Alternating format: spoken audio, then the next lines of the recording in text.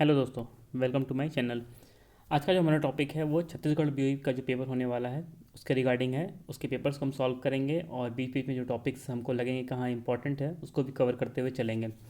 तो एक या आप या तो छत्तीसगढ़ का बीओई का पेपर देने जा रहे हो या फिर नहीं जा रहे हो, आप ज़रूर इन वीडियोज़ को देखें और उनके क्वेश्चन को सॉल्व करें ताकि बाद में आपको एक साथ सॉल्व करने का ना मिले। बीओई का पेपर कभी भी किसी भी स्टेट का आ सकता है अब, तो प्रिपरेशन आपका कंटिन्यू रखें। जहाँ से आपको मौका मिलता है वहाँ से आप क्वेश्चन को सॉल्व करें, जिससे कि आपको थ्रू आउट जो सॉल्व करने में काफ़ी कम समय लगेगा और आप अच्छे से जल्दी अच्छा से अच्छा प्रिपरेशन कर सकते हैं। तो चलिए आज का टॉपिक स्टार्ट करते हैं। हमने ये 2017 का जो फर्स्ट पेपर था उसके थ्योरी पार्ट को लिया है अभी, इसके न्यूमेरिकल पार्ट को नेक्स्ट टॉपिक हम कवर करेंगे। ठीक है, तो चलिए स्टार्ट करते हैं अपने टॉपिक को।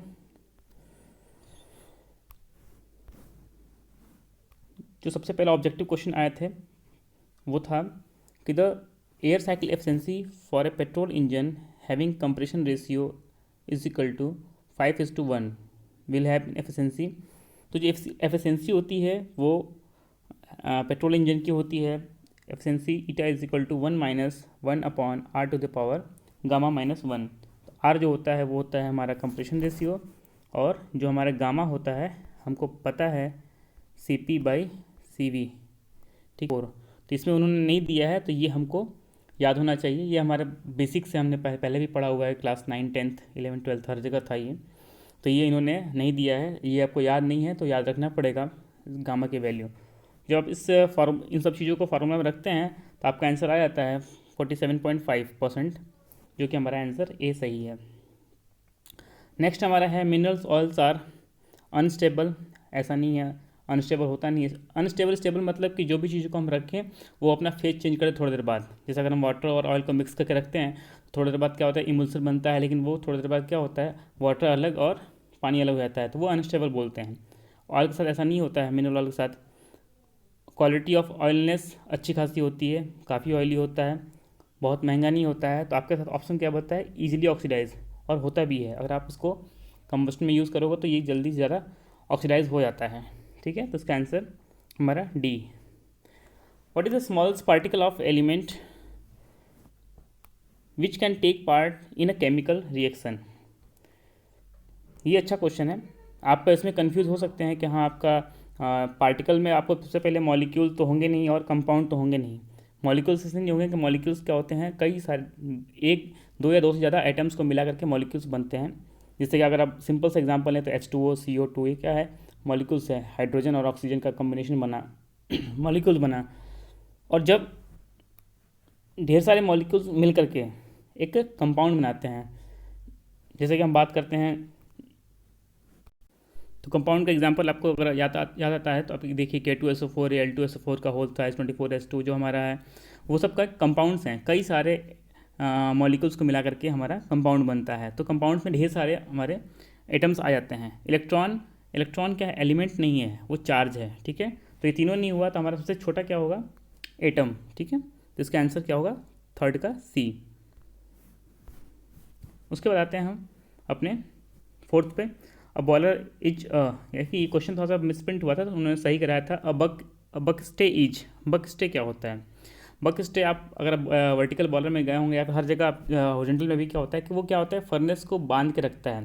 अगर आप वर्टिकल बॉलर को याद कर रहे हैं यार तो आपको ध्यान आएगा कि हाँ जो कई जगह आपके बीच बीच में आपके बॉलर बाइंड किए रहते हैं काफ़ी मोटे मोटे मेटल्स के बीम से।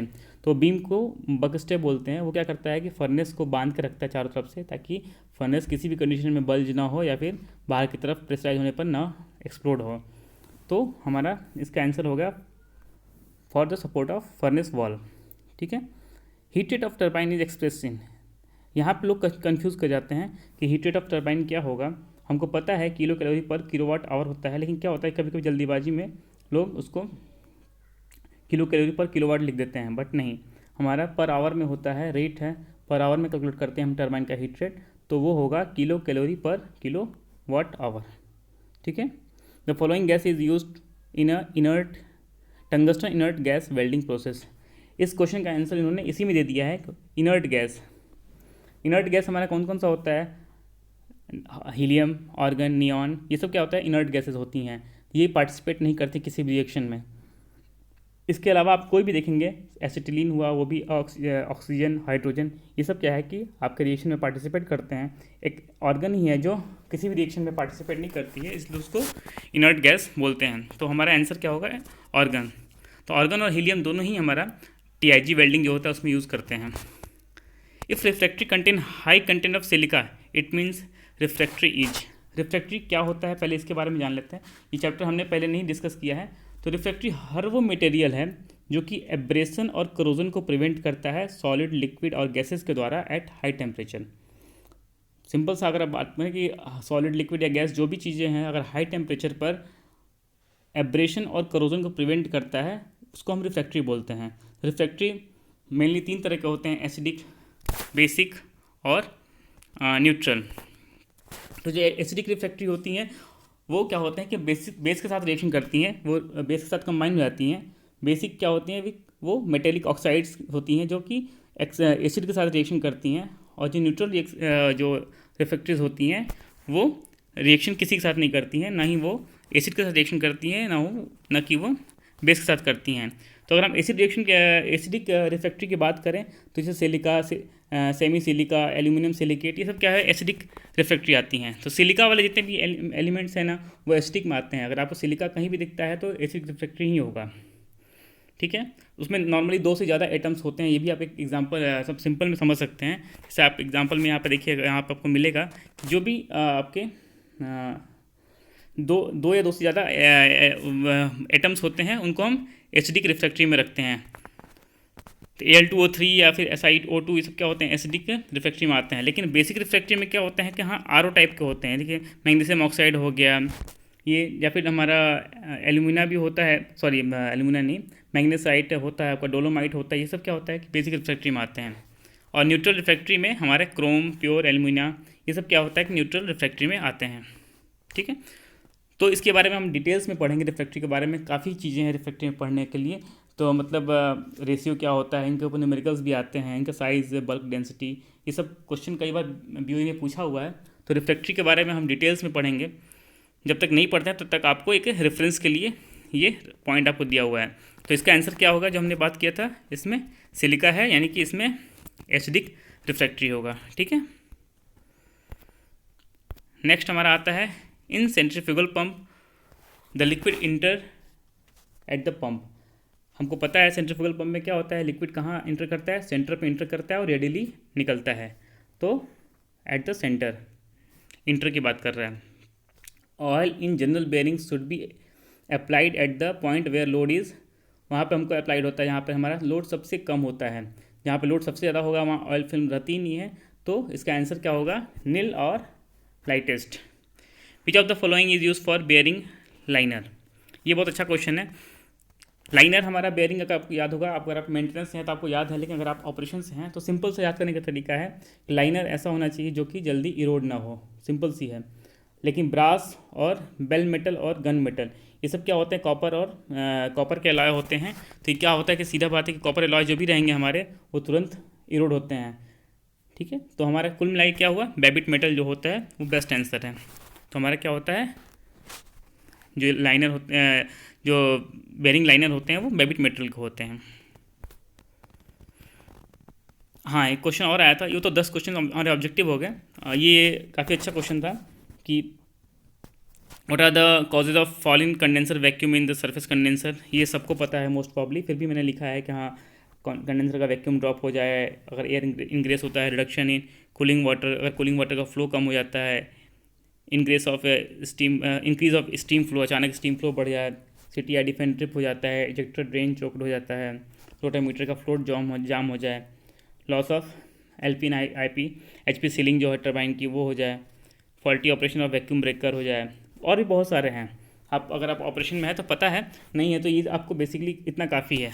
बहुत ज़्यादा मार्क्स का क्वेश्चन नहीं, 4 नंबर के हैं, तो इतने पॉइंट्स काफ़ी हैं, ठीक है। ये अच्छा क्वेश्चन इसमें था कि who is the technical advisor as per IBR act. Technical advisor के बारे में इन्होंने पूछा है। ये काफ़ी मतलब ऐसा पहले कभी क्वेश्चन नहीं आया है कि हाँ मतलब इन्होंने टेक्निकल एडवाइज़र के बारे में ज़्यादा कुछ पूछा है। किसी IBR में भी इन्होंने नहीं पूछा है, लेकिन इन्होंने यहाँ पर उसको आप बोल सकते हैं रैंडम टाइप का क्वेश्चन है कि हाँ ये ऐसा क्वेश्चन कभी कभी पूछ लेते हैं। तो ये जो chairman of the ministry of industries होते हैं वो उनको हम टेक्निकल एडवाइज़र बोलते हैं as per IBR।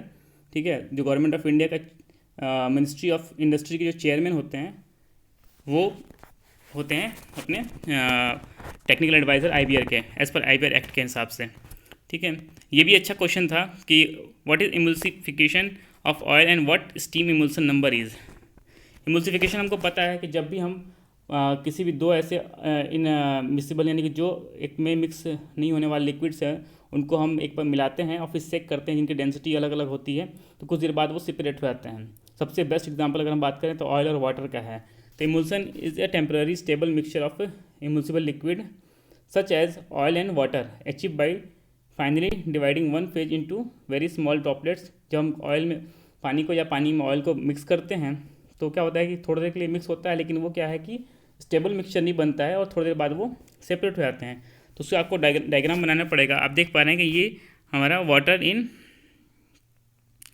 Oil mixture emulsion में है और ये ऑयल इन वाटर इमल्सन, दोनों मतलब सेम है, लेकिन इसमें वाटर क्वांटिटी ज़्यादा है, इसमें ऑयल की quantity.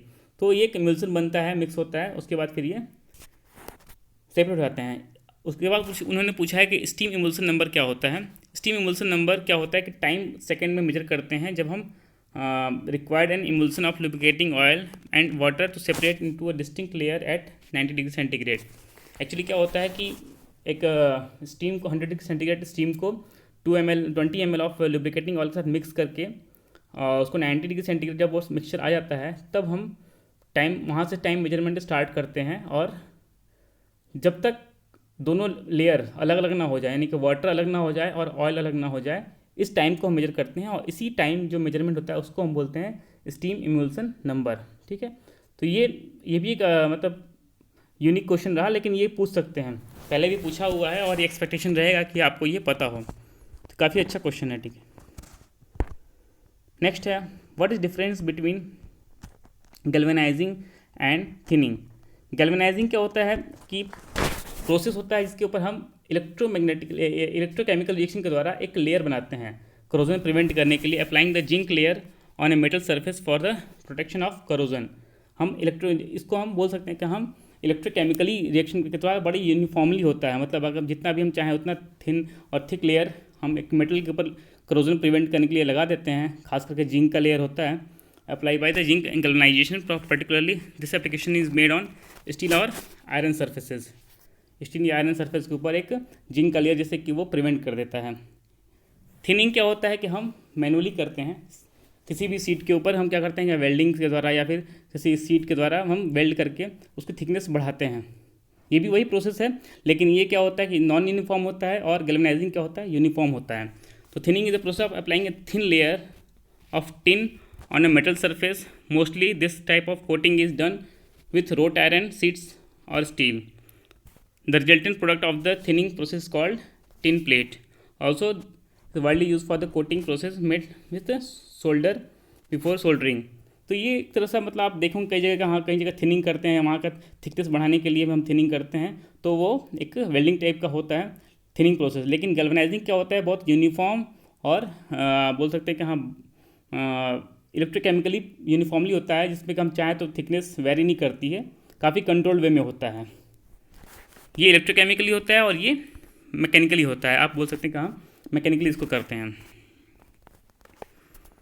What boiler exempt from the purview of Indian boiler act. What boilers are exempted from the purview of Indian boiler act. वो कौन से बॉयलर हैं जो इंडियन बॉयलर एक्ट के से एग्जाम्प्ट हैं, मतलब कि वो IBR के अंदर में नहीं आते हैं।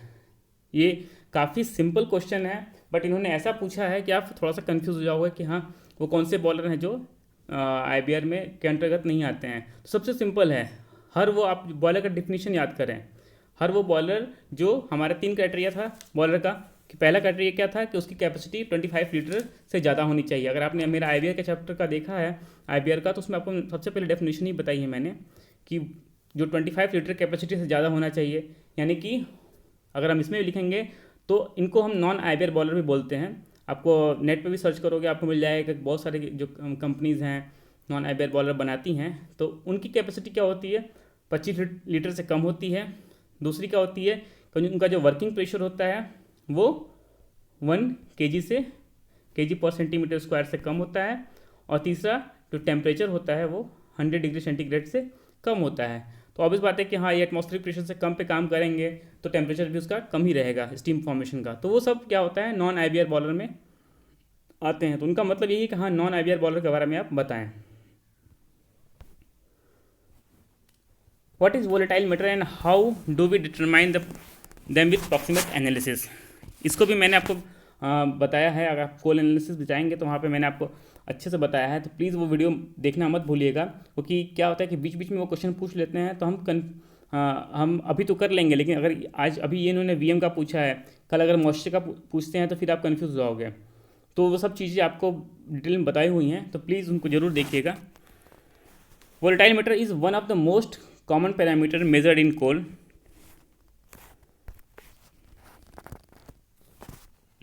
It's a part of standard proximate analysis and it contains various gases such as methane, hydrocarbon, hydrogen, carbon monoxide and incombustible gases like carbon dioxide and nitrogen। ये लिखना मत भूलिएगा। नॉर्मली आपको डेफिनेशन में ये सब चीज़ें नहीं मिलती है, बट ये सब लिखना बहुत ज़रूरी है कि हाँ, वोलेटाइल मेटल क्या होता है, मिक्सचर ऑफ बहुत सारे गैसेस का मिक्सचर होता है, such as methane, carbon dioxide, carbon monoxide, ये सब हाइड्रोकार्बन्स। ये सब चीज़ें क्या होते हैं कि आपको एक बताती है कि हाँ, आपको पता है ये सब चीज़ें, तो ये लिखना मत भूलिएगा, ठीक है। Volatile matter is determined by the loss of mass less than due to the moisture when a sample, sorry इसमें लग रहा था थोड़ा सा ये वो हो गया, मतलब ओवरलैप हो गया। तो ये क्या होता है, 900 डिग्री सेंटीग्रेड टेम्परेचर तक गर्म करते हैं 7 मिनट के लिए। उसके बाद हम उसको वेट को मेज़र करते हैं कि हमारा 7 मिनट से पहले कितना टेम्परेचर वेट हुआ और 7 मिनट के बाद कितना वेट लॉस हुआ, उससे हम कैलकुलेट कर लेते हैं कि हमारा कितना वोलेटाइल मैटर था उसमें। तो 900 डिग्री सेंटीग्रेड पे जब हम गर्म करते हैं तो उस टेम्परेचर पे वीएम पूरा कंबस्टिबल हो जाता है और पूरा स्केप हो जाता है। तो हम ये 7 मिनट के अंदर हम मान लेते हैं कि हाँ, जितना भी लॉस हुआ, वेट लॉस हुआ, वो हमारा वोलेटाइल मैटर का था। ये भी बहुत अच्छा क्वेश्चन था। इन्होंने केमिस्ट्री का से ज़्यादा सर क्वेश्चन पूछे हैं। Why hardness of water is express in CaCO3 equivalent. Calcium carbonate के इक्विवेलेंट में क्यों हार्डनेस को मेजर करते हैं? तो सबसे बेस्ट रीज़न है, आपको लिखना पड़ेगा कि जो मॉलिक्यूलर वेट ऑफ कैल्शियम होता है वो होता है 40, कार्बन का होता है 12 और ऑक्सीजन का होता है 16। आप इन सब को जोड़ेंगे तो इसका मॉलिक्यूलर वेट जो आता है वो 100 आता है। तो इसको हम रेफरेंस लेके चलते हैं कि इसलिए ये इजीली क्या होता है, सॉल्व हो जाता है कि हाँ, 100 के रेफरेंस में किसी भी चीज़ को मेजर करना ज़्यादा आसान होता है एज़ कम्पेयर टू किसी अदर वैल्यू के कंपेरिजन में। इसलिए आपको याद होगा कि हम जब मोल कॉन्सेप्ट में पढ़ते थे तो वहाँ पर 1/12 कार्बन यूज़ करते थे ताकि उसको हम यूनिट मान लेते थे, तो वो अलग चीज़ है। लेकिन ये क्या होता है कि इसकी जो मॉलिक्यूलर वेट होता है कैल्शियम कार्बोनेट का वो 100 होता है। इसीलिए इसको हम इसके रेफरेंस में हर चीज़ वाटर का हार्डनेस को एक्सप्रेस करते हैं कैल्शियम कार्बोनेट के फॉर्म में। नेक्स्ट क्वेश्चन है, as per IBR act when does certificate authorising the use of boiler form 6 ceases to be in force. ये आपको एक बात मैं ज़रूर बोलना चाहूँगा कि आपको जो आपके यहाँ का बॉयलर फॉर्म 6 मिला है, फॉर्म 6 को जरूर देख के जाइएगा। उसमें काफ़ी चीज़ें आपको रहती हैं। आपने HOD से या फिर जो भी आपके डिपार्टमेंटल हेड हैं उनसे फॉर्म 6 जरूर मांगिएगा। उसमें आपको काफ़ी चीज़ें मिल जाएंगी कि हाँ, सेफ्टी वाल्व के सेटिंग्स और ये चीज़ें हैं, कितना वर्किंग प्रेशर पे टेस्ट हुआ था, वो सब चीज़ें आपको मिल जाएंगी, तो एक आइडिया मिल जाएगा।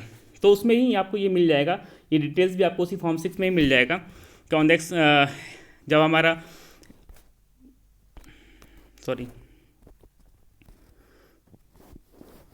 जब हमारा पीरियड एक्सपायर हो जाता है, जब हमने दिया है कि हमारा शटडाउन जो एक्सटेंड हमने दिया है हर साल में करना है, वो जब ड्यूरेशन होता है कि हमने दिया हुआ है कि हाँ इस डेट को करेंगे, वो एक्सपायर हो जाता है और हमने उसको एक्सटेंशन का परमिशन नहीं लिया है, उस केस में हमारा ये सीध होने का चांस होता है। वैन एक्सीडेंट, अगर किसी भी बॉलर में एक्सीडेंट हो जाता है तो होता है चांसेस। वैन बॉलर किसी बॉलर को मूव करते हैं तो उसके साथ क्राइटेरिया होनी चाहिए कि वो वर्टिकल बॉलर हो और उसकी जो हिटिंग सरफेस एरिया 200 से कम होना चाहिए, स्क्वायर फीट से कम होनी चाहिए। अगर इस क्राइटेरिया को फुलफिल नहीं करता है, ऐसे ज़्यादा क्राइटेरिया वाला बॉलर को हम मूव कर रहे हैं तो भी हमारा सीध हो सकता है।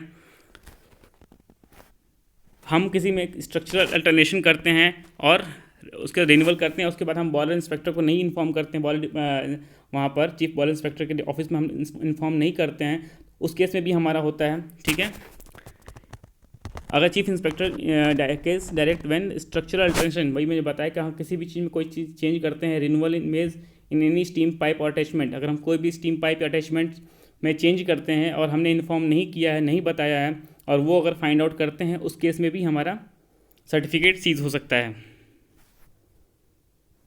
On the communication of the owner of the boiler to then order chief inspector of provision in ground of any boiler component attach there is an dangerous condition, अगर उनको लगता है कि जो बॉयलर उन्होंने बॉयलर अपने जो ओनर है उनसे बात की हुई है चीफ इंस्पेक्टर, और उनको लगता है कि जिस जहाँ पे बॉयलर लगा हुआ है वो सेफ कंडीशन नहीं है, सेफ सही कंडीशन नहीं है, वहाँ पर डेंजरस कंडीशन है ऑपरेट करने का, और फिर भी अगर वो बॉयलर बनाते हैं तो उस कंडीशन में भी वो सीज कर सकते हैं। कुल मिला के हमारा मेन जो दो चीज़ें हैं, पहला वाला जो हमने बताया कि हमारा हर साल जो है जो ड्यूरेशन है हमारा इंस्पेक्शन का वो पूरा होना चाहिए, और दूसरा एक्सीडेंट नहीं होनी चाहिए। उसके बाद हमारे जो फुलफिल कंडीशन, अगर हम कुछ भी चेंजेस करते हैं या फिर हमारे बॉयलर में कोई भी चेंजेस करते हैं किसी भी चीज़ का, इवन हम अगर आप ट्यूब भी चेंज करते हैं तो उसका डिज़ाइन, साइज़, मेजरमेंट, हर चीज़ हमारे जमा करते हैं पहले।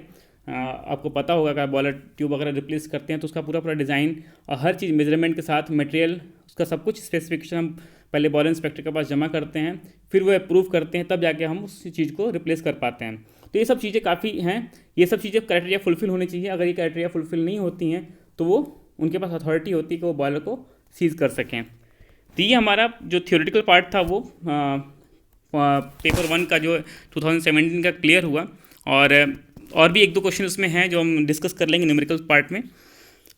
तब तक के लिए मिलते हैं अपने नेक्स्ट डिस्कस चैप्टर में, नेक्स्ट टॉपिक में, और प्लीज़ सब्सक्राइब कराना मत भूलिएगा मेरे चैनल को, और बने रहिए, पेपर सॉल्व करते रहिए। Thank you so much, bye bye.